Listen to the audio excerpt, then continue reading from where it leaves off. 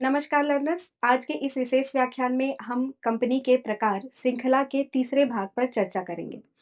पिछले व्याख्यानों में हमने सार्वजनिक और निजी कंपनी के मूल ढांचे को समझा था। आज हमारा मुख्य केंद्र अन्य कंपनियों दैट मीन्स अदर कंपनीज के वर्गीकरण को, निजी कंपनियों को और उनको प्राप्त होने वाले विशेष कानूनी छूटों दैट मीन्स प्रिविलेजेस को समझना होगा। अक्सर छात्र यह सोचते हैं कि क्या हर कंपनी केवल लाभ कमाने के लिए बनती है, या क्या हर विदेशी कंपनी भारत में एक बाहरी इकाई के तरह ही व्यवहार करती है? इन सभी रोचक प्रश्नों के उत्तर हमें आज के इस सत्र में मिलेंगे।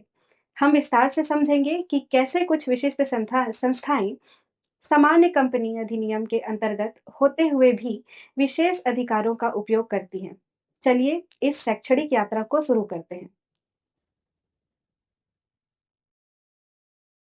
किसी भी विषय को गहराई से जानने से पहले यह जानना आवश्यक है कि इस सत्र के अंत तक हम किन कौशलों को और ज्ञान को प्राप्त कर सकेंगे। हमारे आज के उद्देश्य निम्नलिखित हैं। पहला, अन्य कंपनियों की श्रेणी में आने वाली विशिष्ट इकाइयों जैसे धर्मार्थ कंपनी, विदेशी कंपनी और निष्क्रिय कंपनी को परिभाषित करना। दूसरा, धारा 8 की कंपनी को परिभाषित करना। तीसरा, एक निजी कंपनी और सार्वजनिक कंपनी के बीच वैधानिक अंतर को पहचानना। और अंत में चौथा, स्वतंत्र निजी कंपनियों को मिलने वाले उन विशेषाधिकारों का विश्लेषण करना जो उन्हें एक पारिवारिक संस्था के रूप में कार्य करने की सुविधा प्रदान करते हैं। सबसे पहले हम अन्य कंपनियों की अवधारणा को समझते हैं। ये वे संस्थाएं हैं जो सामान्य कंपनी अधिनियम के ढांचे में तो आती हैं, लेकिन इनका निर्माण अक्सर किसी विशेष उद्देश्य या विशेष अधिनियम के तहत किया जाता है। इनकी सबसे बड़ी विशेषता है कि यद्यपि इनके सदस्यों का दायित्व लायबिलिटी सीमित होती है, फिर भी इन्हें अपने नाम के पीछे लिमिटेड या प्राइवेट लिमिटेड शब्द लगाने की आवश्यकता नहीं होती। क्या आपने कभी सोचा है कि कानून इन्हें यह छूट क्यों देता है? इसका मुख्य कारण है इनका उद्देश्य और इनकी विशिष्ट कार्यप्रणाली। ये कंपनियां सामान्य व्यावसायिक कंपनियों के समान लक्षण साझा करती हैं, जैसे कि पृथक कानूनी अस्तित्व, सेपरेट लीगल एंटिटी, लेकिन इनके अधिकार कहीं अधिक व्यापक होते हैं। आइए अब हम चर्चा करते हैं गैर व्यापारिक संघ या धर्मार्थ कंपनी की। इन्हें हम लाइसेंस प्राप्त कंपनियां भी कहते हैं। जब किसी कंपनी की स्थापना लाभ कमाने के बजाय कला दैट मीन्स आर्ट, वाणिज्य, कॉमर्स, विज्ञान, साइंस, धर्म, रिलीजन या दान पुण्य चैरिटी के प्रसार प्रसार के लिए किया जाता है, तो उसे धारा 8 की कंपनी कहा जाता है। ऐसी कंपनी पंजीकृत करने के लिए केंद्र सरकार से लाइसेंस प्राप्त करना अनिवार्य है। सरकार यह लाइसेंस तभी देती है जब वह तीन मुख्य बातों से संतुष्ट हो जाए। पहला, कंपनी का उद्देश्य जनहित या उपयोगी कार्यों को बढ़ावा देना हो। दूसरा, यदि कंपनी को कोई लाभ होता है तो उसे वह केवल अपने उद्देश्यों की पूर्ति में ही खर्च करेगी।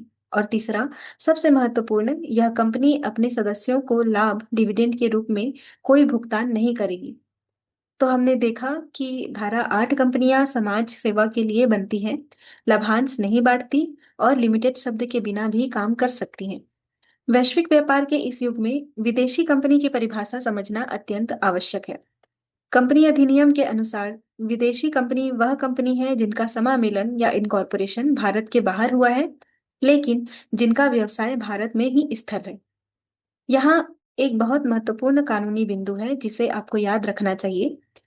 यदि किसी विदेशी कंपनी या कंपनी की 50% या उससे अधिक चुकता शेयर पूंजी पेड अप शेयर कैपिटल भारतीय नागरिकों को या भारतीय कंपनियों के पास है, तो उसे भारत में स्थापित कंपनी के समान ही माना जाएगा।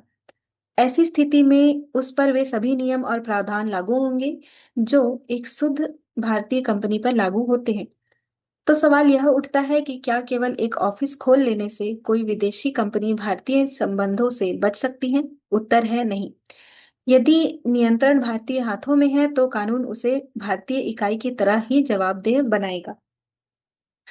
अब बात करते हैं निष्क्रिय कंपनियों की।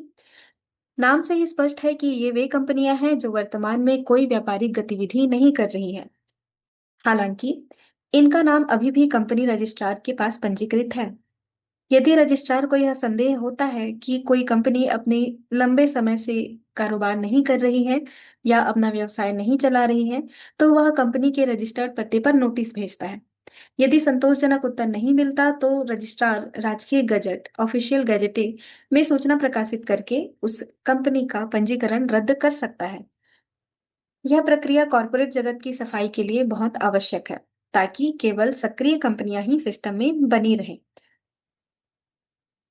हम्म अब हम इस व्याख्यान के एक बहुत महत्वपूर्ण हिस्से की ओर बढ़ रहे हैं, निजी कंपनियों के विशेषाधिकार। कंपनी कानून निजी कंपनियों को सार्वजनिक कंपनियों की तुलना में बहुत अधिक लचीलापन, फ्लेक्सिबिलिटी प्रोवाइड करती है। पहला बड़ा अंतर सदस्यता का है, जहां एक सार्वजनिक कंपनी शुरू करने के लिए कम से कम 2 या 7 सदस्यों की आवश्यकता होती है। वहीं एक निजी कंपनी के लिए मात्र 2 सदस्यों की सदस्यता के साथ ही यह कंपनी शुरू की जा सकती है। दूसरा, व्यापार शुरू करने की सरलता। एक निजी कंपनी को जैसे ही समामेलन पत्र मिलता है, वह अपना काम शुरू कर सकती है। उसे सार्वजनिक कंपनी की तरह व्यापार प्रारंभ करने का प्रमाण पत्र, certificate of commencement of business मिलने तक की प्रतीक्षा नहीं करनी पड़ती है। क्या यह प्रशासनिक बोझ को कम नहीं करता? निश्चित रूप से करता है। इसी तरह निजी कंपनियों में केवल 2 संचालकों, डायरेक्टर्स की आवश्यकता होती है, जबकि सार्वजनिक कंपनियां कम से कम 3 डायरेक्टर या निर्देशकों की आवश्यकता को अनिवार्य करती है। प्रशासनिक और वित्तीय मोर्चे पर भी निजी कंपनियों को बड़ी छूट दी गई है। उदाहरण के लिए उन्हें विवरण पत्रिका दैट मीन्स प्रोस्पेक्टस तैयार करने की आवश्यकता नहीं होती, क्योंकि वे जनता से पैसा नहीं जुटाती। एक और बड़ा लाभ न्यूनतम अमिधान मिनिमम सब्सक्रिप्शन का है। सार्वजनिक कंपनी को तब तक शेयर अलॉट करने की अनुमति नहीं होती जब तक कि एक न्यूनतम राशि प्राप्त न हो जाए, लेकिन निजी कंपनी इस शर्त से मुक्त है। इसके अलावा उन्हें वैधानिक सभा बुलाने या रजिस्ट्रार को वैधानिक रिपोर्ट भेजने की आवश्यकता भी नहीं होती। कानून निजी कंपनियों को इतनी छूट क्यों देता है? उत्तर सीधा है, क्योंकि इसमें जनता का पैसा सीधे तौर पर इन्वॉल्व नहीं होता।